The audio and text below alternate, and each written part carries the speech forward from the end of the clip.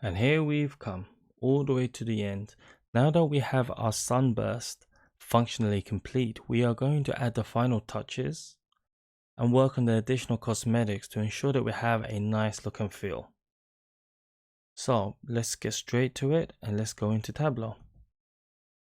As you recall, this is where we left off. Let's start off with some basic stuff. We can hide the headers. Gone, no need. I want us to remove grid lines. I wish there was a way to get Tableau to remove this for me, because I spend so much time doing this each and every time. So the grid lines are now gone. Just to make sure there's no row or column dividers. I don't believe there is, so that's good. Now we need to modify the colors. This is where it becomes fun. So let's click on edit colors. What I want to do is choose shades of orange for Europe. So the inside is going to be the darkest. The European countries will follow suit with a slight gap in between so that we can actually see the difference. There we go. Okay, the United Kingdom really got a bad color. That's a bit better. For Asia Pacific, I want to change the color as well. Let's choose green.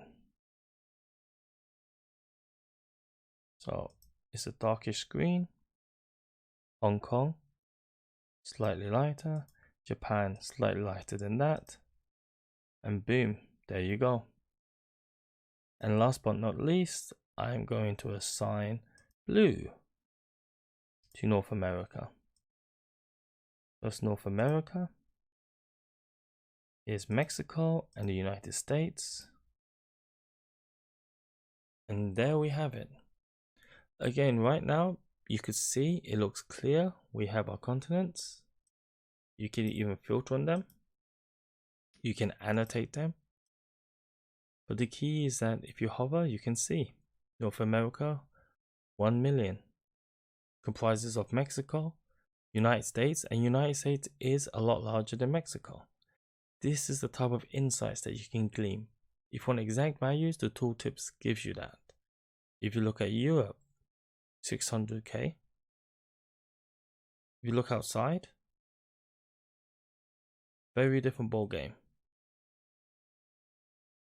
So, with that said and done, we are complete.